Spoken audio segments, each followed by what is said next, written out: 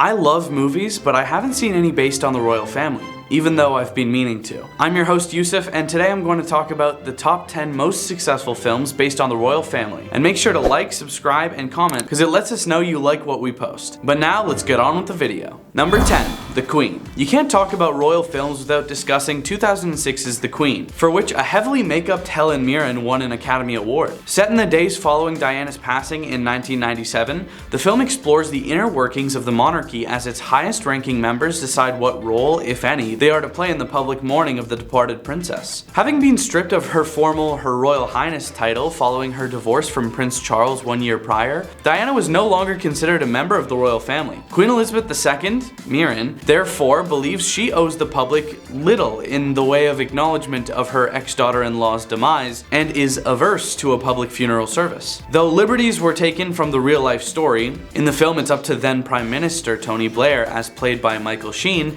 to change her mind and ultimately save the monarchy. Some of the film's plot was likely rooted in truth, with actual headlines from the time reading "Show us you care" and the world watching on the real-life stage. England's longtime ruler chose, in real life, to fly the flag at half-mast at Buckingham Palace for the first time ever and pay tribute to the late princess in a nationally televised address. Number 9, The Princess Diaries. If there's one film you're sure to have seen on this list, it's The Princess Diaries. Before you scoff at the inclusion of this feel-good Disney classic, hear me out. Sure, Mia, Anne Hathaway in her breakout role, is completely made up, but a quick refresher of this early 2000s film proves that many of the protocols and behaviors the teen is forced to adopt as an heir to the fictional kingdom of Genovia ring rather true as far as royalty goes. For Mia, it's not enough to simply don a tiara and shine her inner light. Rather, her grandmother, Queen Clarice of Genovia, Julie Andrews, sets out to mold her into someone more worthy of the crown. With rule after rule to learn, princesses never cross their legs in public, Queen Clarice declares, Mia is ultimately forced to choose between her life of normalcy and her newfound imperial duties. Sound familiar? Maybe Princess Diana or Meghan Markle. Number 8, The Young Victoria. Queen Victoria, who served as the Queen of the United Kingdom of Britain and Ireland for 63 years, was no shrinking violet. When tradition dictated that no one could propose to a reigning monarch, she took matters into her own hands, proposing to the man who would go on to become her husband, Prince Albert, the father of their 9 shared children and the love of her life. Their epic romance is recreated in the 2009 flick The Young Victoria, in which Emily Blunt gives a smart performance as the fiercely independent, if sometimes sheltered, titular character who would succeed King William IV at just 18 years old. Wrote Roger Ebert at the time, Victoria lives in a hermetically sealed world. She meets no one not vetted by the palace hierarchy, has no meaningful independence,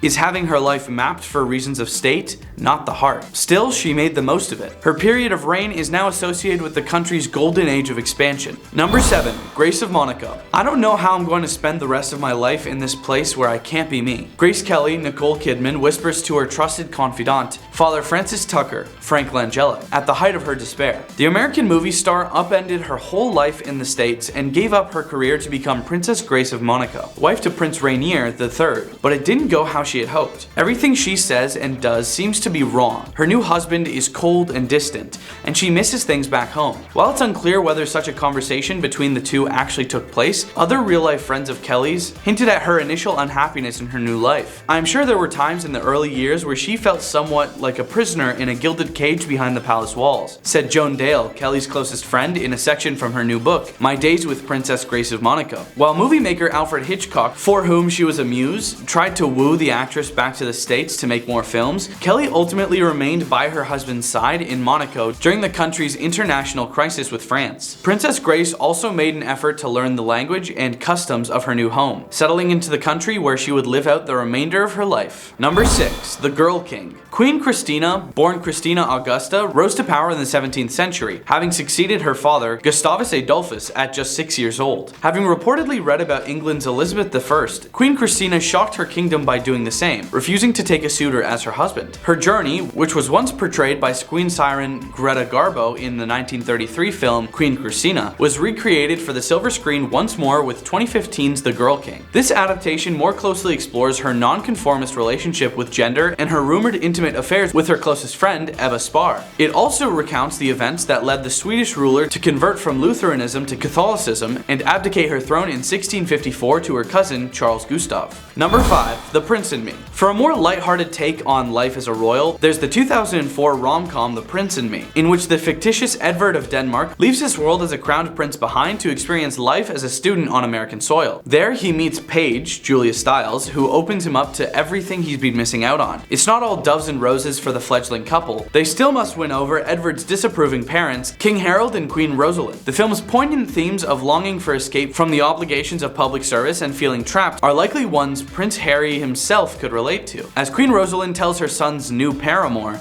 being royal requires you to sacrifice who you are for who you must be. Number 4. The Other Boleyn Girl. This movie, starring Natalie Portman, Scarlett Johansson, and Eric Bana, gives the Showtime series a run for its money. And while we know ol' Hank liked to sleep around, he had 6 wives and many mistresses, remember, that may be one of the few historically accurate aspects of this film. The movie, based on the book of the same name by Philippa Gregory, centers on Henry's real-life second wife, Anne Boleyn, and her sister Mary, with whom he was also romantically involved. Although some major plot points are fuzzy, it's not confirmed by historians that Mary's son was Henry's, and all that incest stuff is questionable. What's definitely true is that this love triangle was filled with deceit, revenge, and eventually beheading. Number 3. Elizabeth. Before Queen Elizabeth II ruled on high, there was Queen Elizabeth I, who went down in history as the only English queen to never marry. While she has been portrayed in several films and television adaptations throughout the years, it was 1998's Elizabeth, which featured Cate Blanchett as the leading lady, that would perhaps become the most acclaimed. Though Elizabeth I managed to establish Protestantism during her reign, champion the arts, and bring peace to her then tumultuous country, her worth was reduced by many of her subjects to what was seen as a failure to wed and produce a royal heir. In the end, it was her rival, Queen Mary of Scots, that would birth the next King of England, James IV of Scotland. With Elizabeth, however, Blanchett managed to restore some of the historical figure's power, proclaiming herself a bride of England and ruling the quote,